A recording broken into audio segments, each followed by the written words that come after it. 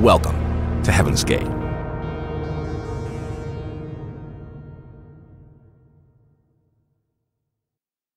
Heaven's Gate is made possible by Sunbasket. Now, if you had it your way, you'd have all the time in the world to shop at farmers markets, look up healthy recipes, spend hours crafting delicious meals, right? But you've got a busy schedule. So Sunbasket is a great go-to. Get their healthy meal kits delivered to your front door full of organic and sustainable produce, responsibly sourced meats and seafood, and easy recipes that taste amazing. Their simple recipes help you get dinner on the table in about 30 minutes, and cleanup is a breeze. Sunbasket's paleo, lean and clean, gluten-free, vegetarian, and family options make it easy to eat the way you want. And you can always customize the recipes if you want to mix them up. This is hands down the easiest way to incorporate healthy living into your routine. Now you can cook the way you've always wanted and still have plenty of time for yourself every evening. Think about it. Sunbasket. Head to sunbasket.com/gate to get $35 off your first order. That's sunbasket.com/gate for $35 off. Sunbasket.com/gate. Don't forget, you can find new episodes of Heaven's Gate 1 week early ad-free on Stitcher Premium. Go to stitcher.com/premium. Use the promo code GATE.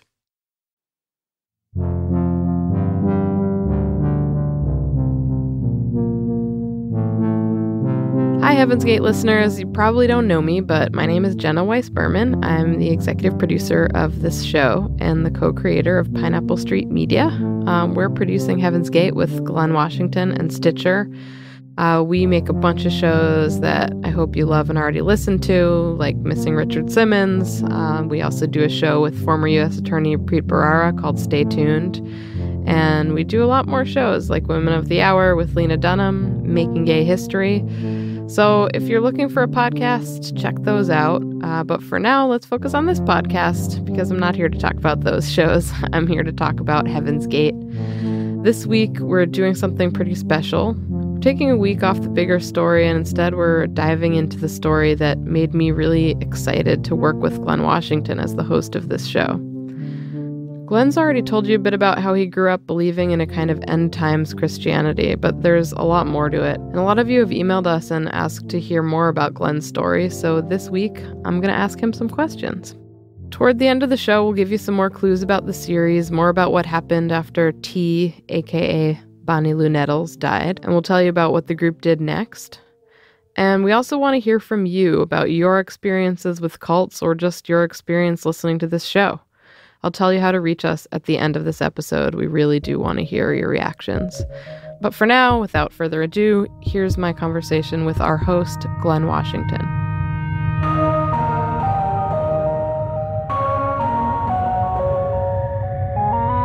I'll tell you who I am. She and Doe, whatever they want to call us. Whether or not you believe is up to you.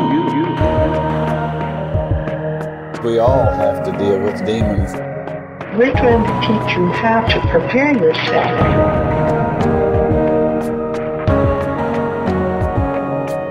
You are members of the next level. The next level. All right, Glynn. Yes. I'm psyched to talk to you. I'm psyched to talk back. Awesome. A big part of why we wanted to have you host this show and why we're so excited you're doing it is because you sort of had similar experiences growing up to Heaven's Gate. Maybe not exactly the same. Can you tell me, what's your earliest memory from being at church? Everything that we ever did was kind of connected to a church. I think my very earliest memories, what they would do is this torture chamber for us every week, and that the kids, even as tiny kids, you had to be quiet for 2.5 hours. And so I remember being on a blanket on the ground and having the dirty look being shot at me, that I was making some kind of noise, some kind of little kid noise I was not supposed to be making. How does a kid stay quiet for 2.5 minutes? I don't know. But I'll tell you what, hours. We tried. Because that's what they would do. I remember there's this constant stream of very sour-looking mothers taking their kids out back, and then you hear a little whap, whap. And because, corporal punishment was very, very strongly encouraged. Spare the rod and spoil the child was very much part of our organization. So yeah, that's my earliest memory. Wow, that's not such a good memory. Can you tell me a little bit about how the idea of the apocalypse or the second coming or whatever you want to call it affected your worldview when you were a kid? There are several recordings of Herbert W. Armstrong preaching. And I was surprised by one recently. And all of a sudden I hear that voice from the past. And I felt like a kid in those folding chairs in that rented hall. And I felt that tension, that fear that you think the end is almost here. That is an interesting sort of condition as a little kid to have. Little kids are active. I was generally a cheerful boy, left to my own devices, but there was also that darkness because we did think the end was nigh. No joke. I know it sounds crazy, but we thought we didn't have much longer on this earth. I'm not going to lie and tell you I understood a lot of what Herbert W. Armstrong was going on about. But he used a lot of scary language. That's what I remember most. And he was an ad man from way back. And so on the TV show that he had, there was this picture of the beast in Revelation. And this was early days. This is before, computer graphics were a big thing, but he had computer graphics that animated this beast coming out of the ocean that was going to bring destruction on the place. And I remember that, good Lord, there was a woman riding astride the beast, and he had several heads and the feet of elephant and dragon. It was just all kinds of stuff that was happening. It's scary when you go to bed at night as a 8-year-old boy and wake up screaming, the beast is here. I guess they had done their job. Yeah. How did your family join the Worldwide Church of God? And what were your parents' upbringings? What were they kind of seeking that brought them there? My first impression of the Heaven's Gate story is that I know these people, that there is a certain type of person that is a seeker spiritually. This search for meaning in their lives consumes them. And those people were the people I grew up with. My parents came across a guy named Herbert W. Armstrong, who too, thankfully not to the extent of Heaven's Gate, preyed upon people who were genuinely seeking answers. And it's a shame. I really don't quite get it to this day. It's very odd. My parents are both very religious, but they grew up in the Church of Christ, and that was more akin to sort of a Black Baptist sort of organization, though it wasn't Baptist, but it was kind of like what you would associate with that sort of a Black Baptist tradition. How we got into the Worldwide Church of God, my father was actually trained to be a minister himself. I think what it is that there, when you really get down to it, there's a lot of wacky beliefs on all sides around there. And if you are a firm believer in the Bible, it's really easy. It's a good trick, actually. It's kind of a parlor trick to say, oh, you believe in the Bible, huh? Well, did you know about this? Did you know about that? Interesting. And oftentimes I'm like, oh boy, there's so many of these that oftentimes that can really strike people who maybe they're strong believers in whatever it may be, but maybe they haven't read that book. That's a big book. And it's in kind of archaic text. One of the things I think that was interesting about our growing up is that they kind of seeded their own downfall in that they made the youngsters essentially memorize the book. As a youngster, I was memorizing the Bible, huge passages of it. Oh. And you can only really do that, I think, when you're tiny, when you're little. There's a type of fluency that happens when you're young that you never really have a chance to get again when you're older. And so later on, when I started kind of trying to rebel against some of that stuff, they would cite various passages at me, but I had a storehouse of passages of my own that they had taught me from the time I was a wee little child. You knew better than anybody. Of course. And all the youngsters did. The church, that generation didn't really have a lot of people who grew up in this organization. We were kind of the first group to grow up in it. And that kind of spelled the seeds of their own demise. Yeah. For people who don't know what the Worldwide Church of God is, how would you explain the religion? Well, I think that all cults kind of have a few starting points. And one of them is a single charismatic leader. And we had that in the form of a guy named Herbert W. Armstrong. And it was sort of, I believe, and this history is murky. I think it was deliberately kept murky. But I believe that Herbert W. Armstrong basically was someone who took a lot of the basic tenets of the Seventh-day Adventist religion and took it and twisted it to his own sort of ends. And it started in the 30s and 40s. He realized that the more he spoke about prophecy, the more kind of electric his message was and attracted more people. So the first thing you need for a cult is probably a single leader. And then Herbert W. Armstrong claimed to have direct conversations with God. The other thing you want to do is make sure that people in your organization don't get to talk to a lot of people outside of it. So you got to put the lockdown on some kind of way. The family, they're lost, they're gone. Your real family is here now. That's what's happening. Forget everybody else. And we certainly had that. And then kind of a third sort of spice to it is it's fairly apocalyptic. And that means that the end time is nigh. And very much like Heaven's Gate, that you had to get right now because Jesus was going to return and everything was going to get destroyed. And this was the only key. This is the only way out.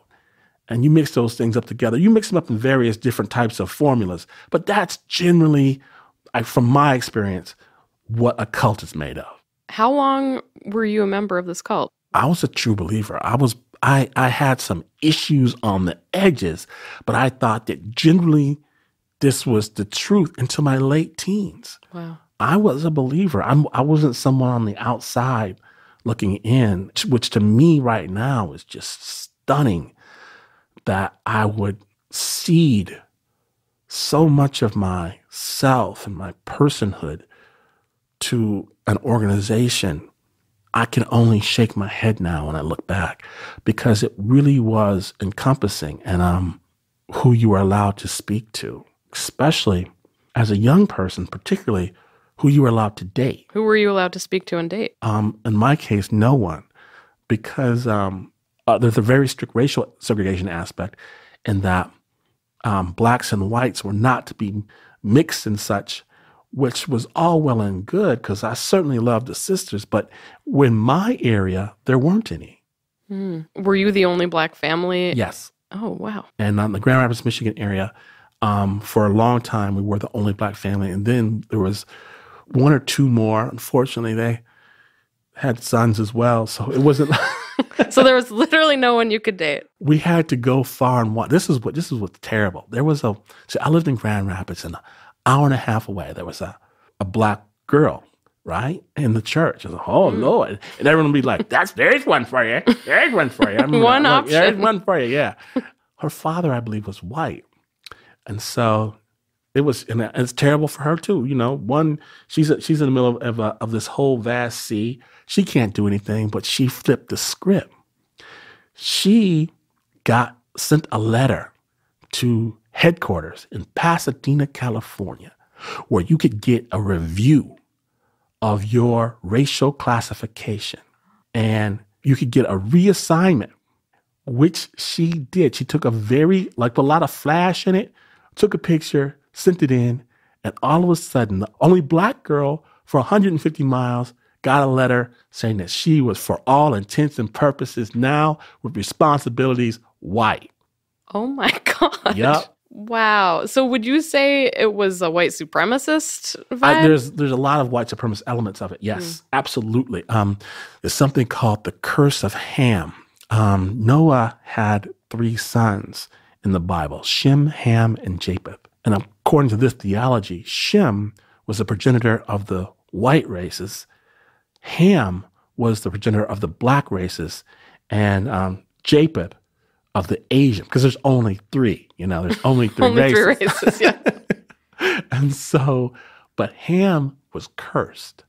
And his curse was apparently his skin color. Wow. Now, they don't say any of this in the Bible about him being cursed with black skin, but that's an old theology, and it wasn't invented by our organization. It comes from slavery days, but it was very heavily adopted and believed by a lot of people. So what do you think drew your parents, your black parents, to a kind of white supremacist cult? I don't know. I do not understand what black folks were doing. And it wasn't just my parents, actually. There were other black families in this organization. At some point, there was actually a segregated, like all black services somewhere. In a lot of ways, that mirrored America. Yeah. Just like with Heaven's Gate, they were very interested in UFOs at a time when America was interested in UFOs. I don't think that in the racial aspect of my organization largely mirrored kind of the racial attitudes of the time. And I was living in a very rural area as well. Yeah, it was wild. Okay, there's quite a bit more to this interview, including Glynn talking about how far he thinks he would have gone for his religion/cult. But first, we need to do a little business. Back in a minute.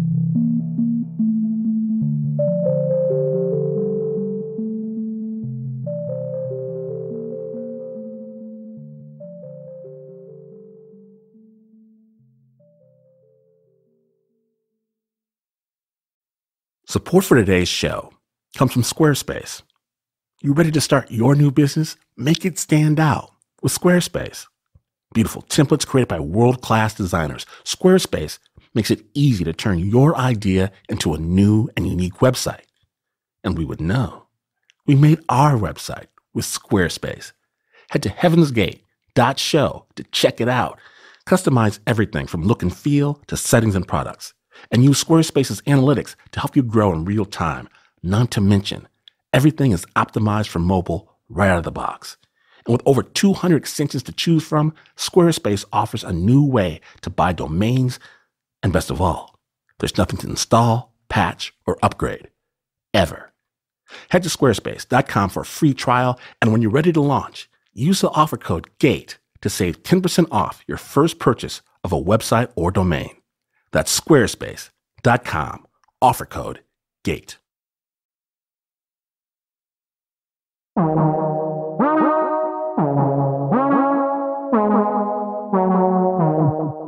We're back.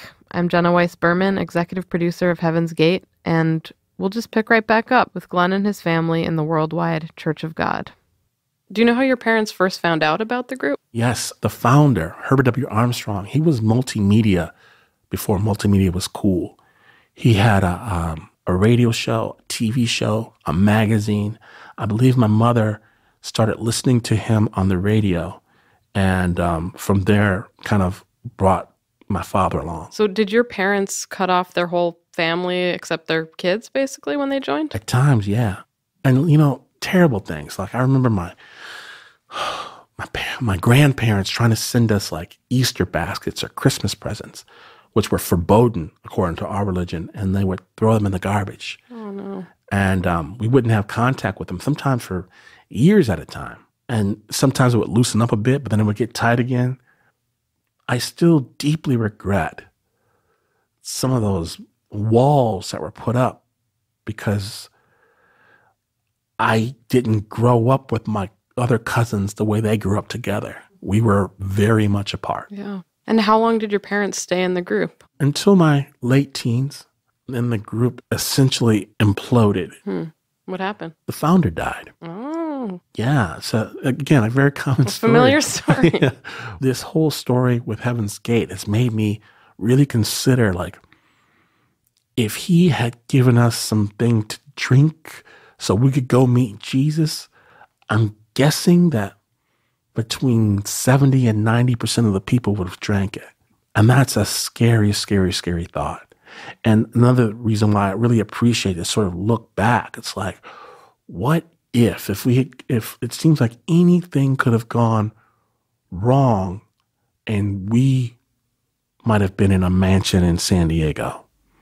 Because there was this sort of slavish belief in Herbert W. Armstrong that he spoke for God. He was an emissary of God. Heaven's Gate touched thousands of people, and only a few went in and did the ultimate act. And that's what they're remembered for, not the rest of the people, but the people who went the whole way. And so it's not surprising to me that there's going to be a zealot aspect to any group of any type. But the people who followed, what were they looking for? It seems like they were looking for truth, and they found a type of truth. They found a type of community. And I really want to know about that community more than anything. Like what was it about it that made them feel home, that made them feel safe, that even in committing the ultimate act, they felt joy, they expressed joy. Most of the times, suicide are the result of deep pain and sorrow. And this is just the opposite. And so how did the community reinforce the process that people are going to go through to commit that ultimate act at the end? I think I'm blocking out a lot about Herbert W. Armstrong's death, because I was really angry at him. I thought that the church was run by a racist. And personally, I cheered when he died. I celebrated. After he died, he was replaced by a man named Joseph Tkach. And just as I had been hoping for, a lot of different things, a lot of changes started being made. A lot of the racist sort of doctrine was retired. The rules against makeup for women were gone. And a lot of people didn't appreciate that. In fact, he made more and more changes. For me at this point, I had kind of already left it mentally. It wasn't making a lot of sense to me, and I kind of wandered off. Did you ever convert anyone? No. I'll tell you why. I was a true believer, but I kind of had some limits to even what I was willing to do. And what they would do is, if you were a full baptized member, one of your privileges was you got to participate in a Passover ceremony where you would wash each other's feet. And I couldn't bear to go to a room and start washing people's feet. You're not into it? So I was putting this off as long as I could, my full membership privileges. So I never became a fully baptized member, even though all my friends, I think at the time, were full, but I never went into that basement and I never washed anybody's nasty ass feet. Don't blame you. I want to talk a little bit about when you really started, questioning it. You said you were kind of in your early teens when you started to be like, this might be a little wacky. But what set that off? And do you remember like some of your early thoughts where you were kind of like, this might not be for me? Well, I think was largely along those racial lines. Yeah. I got to thinking that this is crazy. And at first I thought, they're messed up on this racial stuff, but everything else is, fundamentally true. And then I got to realizing this is a fundamental aspect of the whole thing. Right. We taught kind of a theology about the 12 tribes of Israel were the first American states. And I can't explain it exactly, except it was something about the founder of our organization claimed to be able to trace his heritage back from where he was to the kings of England And from then on back to Jesus, and from Jesus to Noah, and from Noah to Adam. And they called it something, a pure strain. And pure strain was a pure white strain, Right. which meant that Jesus was white, which meant that Noah was white, which meant that Adam was white. When I realized this is what they were really teaching and how fundamental it was into the worldview, you have to start having some questions. And did Because you... they didn't lead with that. They don't lead with that, right? Of course not. You got to dig deep into it a little bit to know what now? The who? The curse? What? So do you remember telling your parents? Oh, yeah. My father was with me, actually. I remember my father actually helped me write a sort of biblical research paper that we sent into Pasadena, California, to the head poobah, or whatever it was.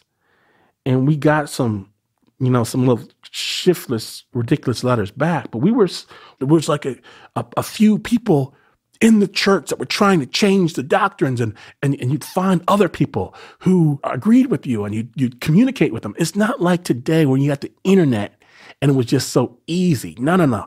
You had to write a big letter, and you had to go to the library and get copies of that letter and then fold it up and send it to somebody. And maybe in 2 or 3 months, you might hear something back. It was like this whole underground thing within the organization. So what did your letter say? It basically was literally almost a research paper saying this doctrine of white whateverness doesn't make any sense according to this book, because one of the things our church always said is you can always go back to the book.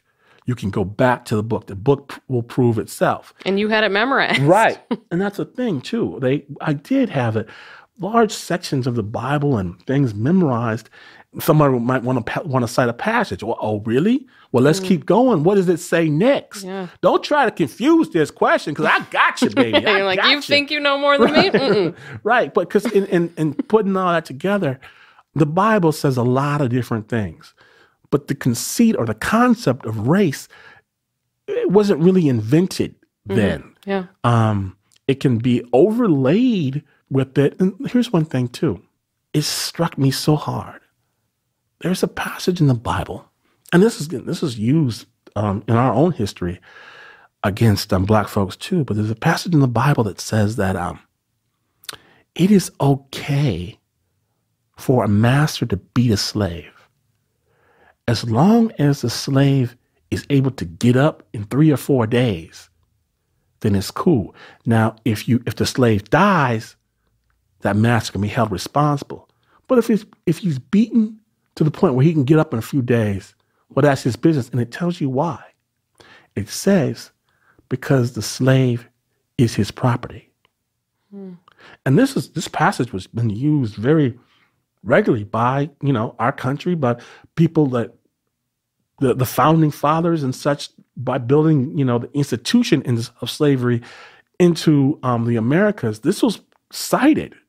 This is forgiveness and in the Bible. And I tried various ways to read this differently. Okay, maybe it doesn't apply to black people specifically. Okay, that's well and good. But I don't think other people should be slaves either. I don't think that people should be given license to beat other people. And I especially don't think it should happen because they are property. Women are given away as concubines or wives or whatever you want to call it. This is in there, and people will say, well, that's the Old Testament.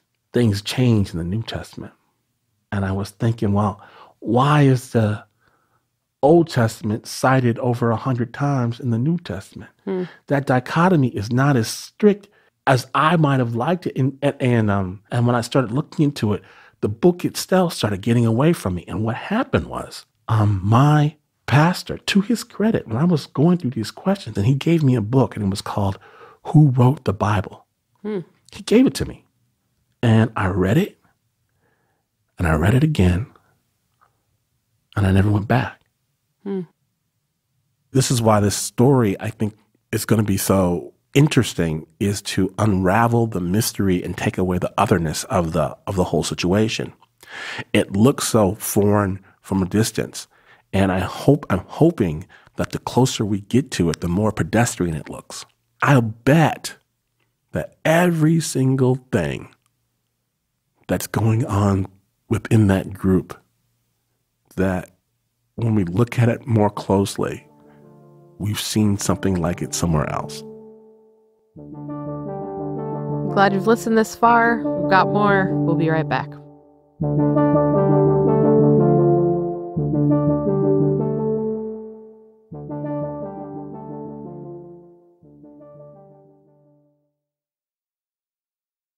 I'm Jack Hitt. And I'm Chenjerai Kumanyika. From Gimlet Media, this is Uncivil, where we ransack America's past and ruin the history you grew up on. We'll bring you stories of espionage. You had to be a spy to be Black and to survive. Con artists. He produced $15 million of fake money. Betrayal. I feel like someone has put a dagger through my heart. We'll bring you the covert history of the Civil War. Uncivil. Subscribe now wherever you get your podcasts. Are you in need of great talent for your business but short on time? With ZipRecruiter, you can post your job on over 100 of the web's leading job boards with just one click. So you can rest easy knowing your job is being seen by the right candidates. Then ZipRecruiter puts its smart matching technology to work, actively notifying qualified candidates about your job within minutes of posting, so you receive the best possible matches. No wonder 80% of employers who post on ZipRecruiter get a quality candidate through the site within just one day. ZipRecruiter, the smartest way to hire. Find out today why ZipRecruiter has been used by growing businesses of all sizes and industries to find the most qualified job candidates with immediate results. And right now, Heaven's Gate listeners can post jobs on ZipRecruiter for free. That's right, free. Just go to ZipRecruiter.com/gate. That's ZipRecruiter.com/gate. One more time, to try it for free, go to ZipRecruiter.com/gate.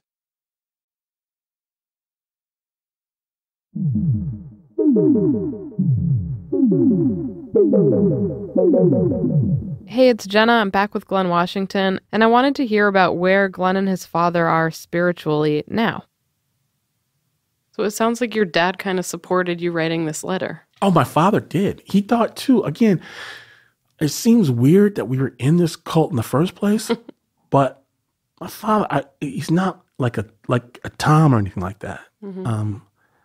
We have very different beliefs in the Bible, but he thought that was fundamentally flawed. What is his spiritual life like now? My father is a cult of his own. He had a cult. He just doesn't have any followers. Kind of like Tiendo at first. Right? Yeah. We haven't really talked about your mom. What would you say about her faith? My mother defines herself by her relationship with the Lord. And her Lord is a very authoritarian, rule-based deity. Were your parents on the same page spiritually back then? My father had left a little bit before I had, but he still had the same belief system. He was just kind of against a particular hierarchy and authority within the organization. My mother was still very, very devout within that group. And what neither of them understood was that I wasn't just leaving the group, I was leaving the belief system. And, so when they would try to talk me one way or another, they would use the Bible or the beliefs or whatever as some sort of starting point, and that's just not where I was. So it was very difficult when we didn't have any sort of common ground and belief to even have a discussion about why I left or why I wasn't going, or why later on when I would go back sometimes really to see my friends. I would just say, hey, just go by to an event or something like that. And my father thought, well, these people are, they're evil and corrupt. And my mother's like, glory be. And I'm not here for any of this stuff. I'm here to see Craig. I'm here to see what's up with Christy. And I don't believe any of this stuff. I just grew up with these people. So I wanted to stop by and say hello. And what is your spiritual life like now? My spiritual life is, let's just call it open. This might sound self-serving, but I think that what I love so much about story and hearing other people's story and telling my own is that it's the closest thing that we have to magic. And it's the best way that I know to connect to someone else's divine is by hearing their story. It's like telepathy and everything getting in their head. When you hear a story and you feel like you've had someone else's experience, I think that you're sensing some aspect of the divine. And I can't go beyond that through some sort of spiritual interpretation. But if I have a religion, it's based on that and that empathy of narrative. I want to find me. I want to find an alternate me. I want to see, because my own background has been so touched by really religious charlatans, religious malpracticers, malfeasers. And I'm so, in a way, grateful to have found my way eventually out of that. And I know that it was probably the difference between finding my way out and finding my way trapped is just a gossamer thread. It's a slight wind. It's a butterfly's wing beat from being in a situation where I know I was trapped in a situation where I feel more free. And so for me, this whole journey is an unwinding where I can go back and see, okay, what if I had turned right instead of left? Could I have been in an organization like this? And how would I have responded? What's interesting is that I don't have the sense of these people being as much an other as our community at large does, because I know I have it on very, very good authority because of my background that I'm not another. I did grow up in an organization that was apocalyptic. And thank goodness that we didn't have to put on tracksuits. Thank goodness that's not how we went out. But I could see it happening. And so I want to kind of revisit every single aspect of this. Is something that I'm really intimately interested in. And see the other Glynn. All right, that's my conversation with the one and only Glynn Washington, the host of Heaven's Gate. Glynn also hosts a really awesome storytelling show called Snap Judgment and another show called Spooked. So you should check those out. And I promise it's not the last time we'll talk about his personal experience in the show, but it was nice to just take a minute to focus there. Coming up in the series, we've got cross-country road trips, voices from the heavens, and a very uncomfortable meeting in San Clemente, along with phone calls and grandmothers, and a very touching love story. I can't wait for you all to hear this season, but also, I want to ask you for your help, because as the show has gotten out there and you've been listening on Stitcher or Apple Podcasts or wherever else you've been listening, some of you've been sharing your own stories with us about things that you've personally been through. Here's just one example. One of our listeners, Joyella Cooper, wrote on our Heaven's Gate Facebook page about hearing how Glynn first encountered the news about the suicides. Here's what she said. The story you told of hearing about Heaven's Gate in a bar and feeling like you couldn't move. I know that feeling. I felt exactly the same way as I watched the compound of Waco burn. I was born into a cult with a leader much like David Koresh. Again, thank you for this, and thank you for putting words to a feeling I hadn't been able to put words to. Thank you for that, Joyella, and if you have a personal story related to Heaven's Gate or something like it, what happened? What made you join? What made you leave? How do you tell the story when you're getting to know somebody? What haven't you figured out about it yet? What do you still wonder? You can email us your stories at feedback@heavensgate.show, and we'll gather some of them for a future episode. Or better yet, you can leave us a voicemail at 619-354-0180. Please let us know if it's okay to share your story with the audience, and that's it. Heaven's Gate is back next week with a whole new episode. Here's a glimpse of that. Testing. This is do. But I was like, I don't care what you thought. I really don't. My mom died, and I should have been there when she was sick to hold her hand, to tell her I loved her, to whatever I needed to say. That was my right. And they stole that from me. The doctor told her that she had cancer throughout her whole body. And how T said back to the doctor, you have no right to say that, because you don't know. I wish they had given me their stuff, because I would have burned every bit of it. It is impossible to miss a person with a tumor in their eye and then having their eye removed. Members of Heaven's Gate have to come to grips with the fact that their God is dying. As far as the world is concerned, she's still alive. Oh, Terry, I would appreciate it if this tape would be between us, okay?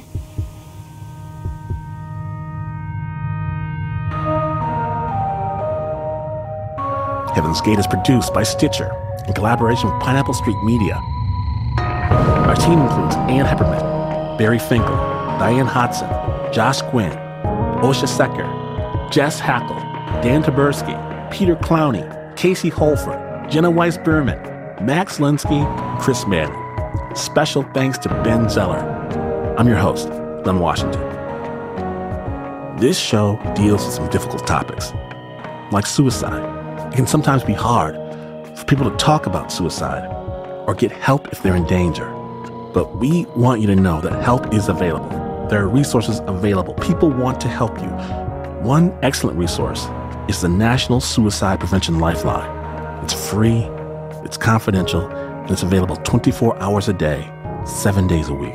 The number is 1-800-273-8255. That number again is 1-800-273-8255. Or just remember, 1-800-273-TALK.